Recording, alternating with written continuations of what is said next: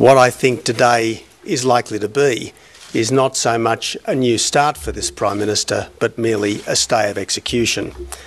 You see, the challenge for the Prime Minister is not just to win the numbers in a caucus ballot held at a time of her own choosing.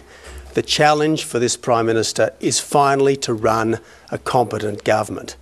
And it's pretty clear on the basis of what we've seen already that nothing will really change because of today.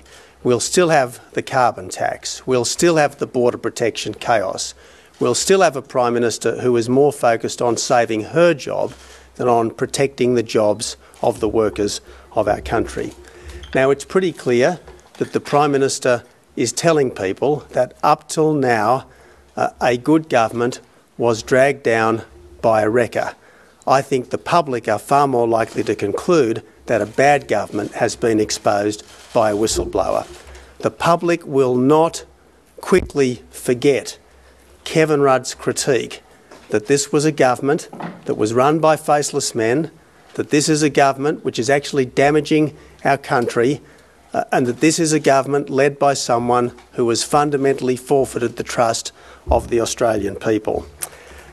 The Prime Minister will say, and her backers will say, that this is a good result for her, and yet the only objective conclusion that we can draw from today is that 1/3 of her parliamentary colleagues and fully 1/4 of her cabinet don't have confidence in this Prime Minister. Now, my message to the Australian people is very clear. We are a great country, but we're a great country that is being let down by a bad government. We can be better than this, but only the coalition can give Australia the stable and competent government that it needs.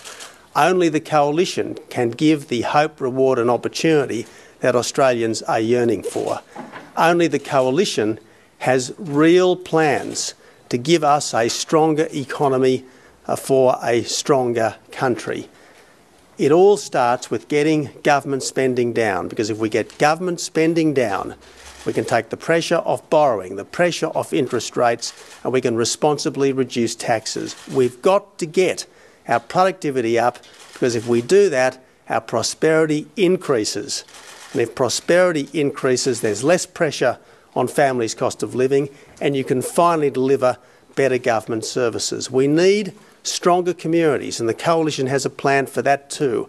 We're going to give more people power to schools and to hospitals. We have a plan for a cleaner environment based on real action, not on a great big new tax. We have a plan for strong borders. We know we can protect our borders with policies that worked, and it's only the stubbornness of this Prime Minister that prevents those policies from being put in place. And one favour that Kevin Rudd did do the Australian people was exposing the fact that this Prime Minister has no answers when it comes to our borders, and that her Malaysia solution was a walk on the policy wild side.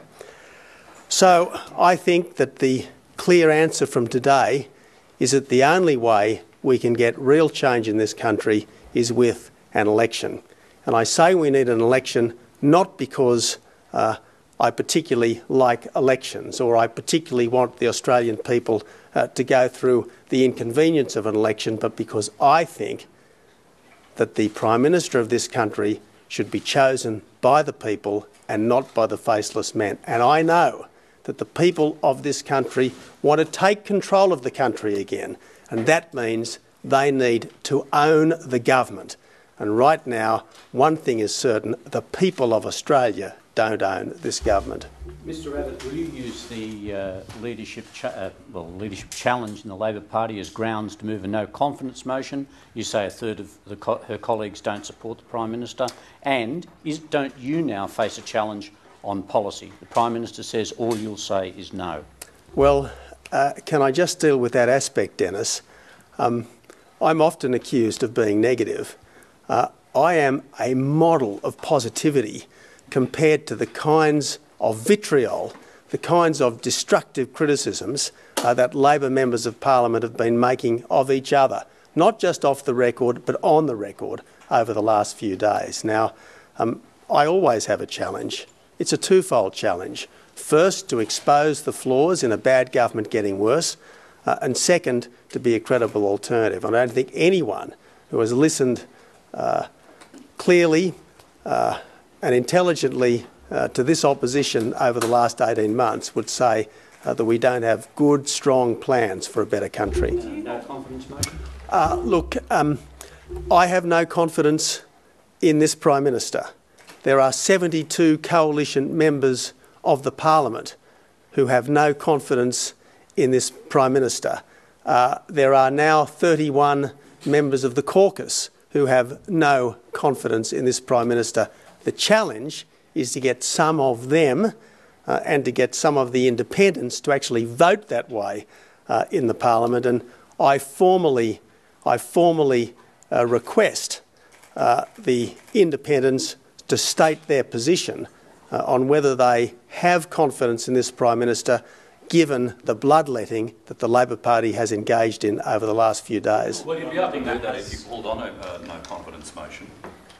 Why don't you do that today? Well, I am formally requesting the independents to state their position whether they have confidence in this Prime Minister, given the devastating critique of this Prime Minister that we have seen, the devastating public critique of this Prime Minister that we have seen delivered by so many of our own colleagues. Have the independents given you any indication personally? Have you been in touch with them? Well, as I said, till I'm blue in the face, I don't talk about the private conversations that I might have had or my colleagues might have had. What I say is twofold. First, they have to say publicly what their position is in respect of this Prime Minister after the very damaging, fatally damaging, I believe, critique that's been given by our own colleagues. The second point I make is that I don't do deals. One of the reasons why this Prime Minister is in so much trouble and why this government has been such an embarrassing failure is because it was founded on a series of behind closed doors deals. Now, the public have concluded rightly that minority government is an experiment that's failed. There is no point in basing government on dishonest deals behind closed doors. After all the bloodletting that's happened over the last week, why is it that more people aren't supporting coalition?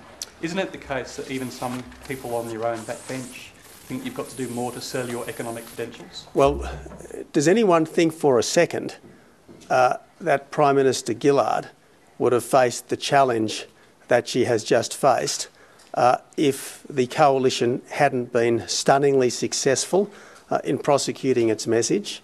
I mean, do you really mean to say to me that the coalition is failing when we have the government in more chaos than the Labor Party has experienced in its 100-year history?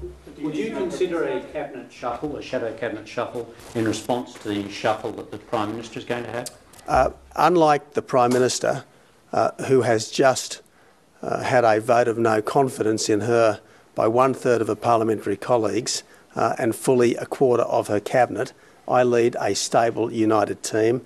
I'm happy with my team, and it's a team that I intend to take to the next election. Activity and the need to boost it. Is the way to do that through changes to the Fair Work Act? Well, I've been saying for quite some time now that there are serious problems with the Fair Work Act. There's a flexibility problem, there's a militancy problem, and there's a productivity problem. We will address these problems. We will address these problems, and you will know how we will do this in good time before the next election. We will be careful, cautious, responsible reformers because we know how important fair and just and productive and decent workplaces are, and that's what, as Prime Minister, I would like to deliver to people.